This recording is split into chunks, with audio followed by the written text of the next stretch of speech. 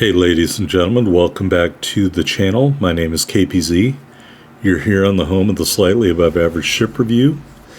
Got a match for you today on, I believe the map is called Northern Waters.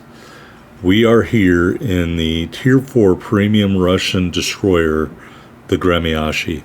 Hey, just wanted to take a minute to say I hope you had a great Christmas or Hanukkah or Kwanzaa or Saturnalia or whatever you call the Christmas holiday, and I hope you have a great New Year. Please stay safe. Don't have too much to drink. Get behind the wheel. Trust me when I say that. It is a bad decision. Alright, so what made the Gremyaschy so special when it was first introduced to the game is that it had long-range torpedoes. Before Wargaming buffed the tech tree Russian destroyers, which came after the fact, you know, in the past, those Tier 4, Tier 5, maybe even Tier 6 tech tree destroyers for the Russians, they had 4-kilometer torpedoes, folks. So you were doing these suicide torp rushes. One of my suicide torp rushes was immortalized forever in a Sarkoon video. I did not get any kills. Sarkoon absolutely erased me from the map and said, don't do what this guy did. And then I angrily commented that it didn't matter because I was going to free XP through the rest of the Minsk. And he was like, oh my, well maybe I should do a video on how to play the Minsk. And that's how this channel all got started, when I finally learned to play the Minsk. Although my first video was a Leningrad video, I believe. But here in the Gremyaschy, we're not really going to use the 8-kilometer torpedoes very much. And when I say that, we're not going to use their range to any great advantage. You know, the Gremyaschy is a Russian ship. It also has great guns. Pushing in here is in Omaha. Well, right now, we're not very successful. But in a minute here, he's going to flatten out and give us that broadside. And you will see those citadels start to pop up as these Russian guns start to do their job. Now, he isn't giving us a very good angle at this point, but we do get a couple more citadels as he was trying to stern tank us. And it did not work out for him, but it worked out great for us. Kill number 1, and his torpedoes may hit someone, but they are not going to hit me. Okay, moving in here next to our smoke screen is an Orion.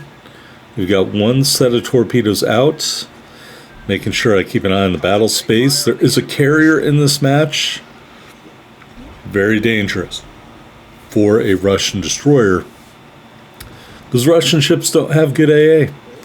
Alright, someone is sonaring us. The Orion has taken a ton of fire. Our torpedoes won't get there, and it just doesn't matter. I believe the sonar is coming from this Königsberg, and we're running away because somebody else is shooting at us. We're getting these turrets slowly turned around. One of the weak spots of Russian destroyers is their abysmally slow turret traverse. We're loading that armor piercing. Let's see if we can get some close range armor piercing to go up here on the Königsberg. Alright, one torpedo salvo out in the water. Alright, we can't get a good angle, so we're going to do a killer crossover here. One of my favorite things to do. And we got those torpedoes back active, and we're going to throw down, and there's nothing that hapless cruiser can do as we take him out. Alright, so what's better than getting a double strike or something like that? Well, I thought maybe I could get a chain kill on that Oklahoma, but then again I was like, you know what, maybe running away for a minute is a really good idea, because I don't have torpedoes anymore. If I had had another set of torpedoes, I definitely would have gone all in on that Oklahoma. He doesn't have hardly any hit points left. That certainly wouldn't have stood up to a torpedo strike. But I did not have any torpedoes left, so instead I will run away while shooting at him. Alright, meanwhile, you've got half our team's kills. The red team only has 1 kill. And we're kind of cruising around here in the Gremyaschy. I built my Gremyaschy with a stealth concealment due to those long-range torpedoes, but we certainly did not need that here in this match. All right, so there's a Britannia, or as some people call it, a Brittany. I don't think it's pronounced Brittany, but that's just my opinion. And we are still shooting with wild abandon because I'm not worried about anybody. And I'm trying to stay shielded by that outcropping as long as I can, but I am planning to do a torp run here on the Britannia if I can pull it off.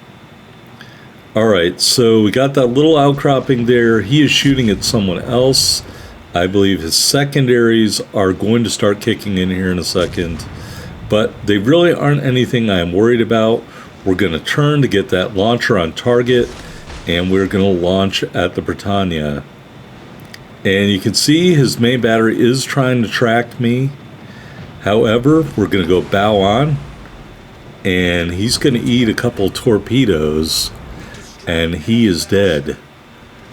Alright, so we're doing things that you really shouldn't do. You shouldn't do torp runs in a Russian destroyer unless you're a wild man, and we've done 2 of them. And we're not done. We're going to go for a 3rd one here on the ship I love to kill because they have so many hit points that you can use for damage. And that is the enemy aircraft carrier. We are going to have a little stumble along the way, which is going to be pretty funny when it happens. But at the time, I was cursing my luck. But you'll see what it is here in a minute. So he's got planes up in the air. We don't have great AA. We're not disabling our AA, but we haven't shot down any airplanes yet. So I am doing a little bit of fishtailing to try and prevent from being taken out. We get our first plane shot down right there. And it looks like it may have been the only one in that launch. He kind of ran himself dry on airplanes, probably on some other ships, I suppose. All sorts of airplanes in the air now. There is the enemy carrier, a Hosho. The Hosho for show. We are going to move in on him here. And horrors, I did not realize I ran into an island. Thankfully, he was not alert and hanging out with a torpedo run of his own from his airplanes, because he could have taken me out right there. So we'll throw up a protective smoke screen. Of course, my teammates, now that I have done the dirty work and spotted the Hosho, are trying their best to kill pinch. We are not going to have that, folks. Not one bit. So there's one salvo on the mark. Second salvo a little bit forward. Teammates still trying to kill pinch, but we take out the carrier with a devastating strike. Even our carrier tried to kill pinch, but we're not having that. Anyway, that is our 3rd straight torpedo run for a kill. There's one ship left. He is very far away. We are just going to cruise into the cap here. And the game is going to end. I think that battleship is going to get taken out.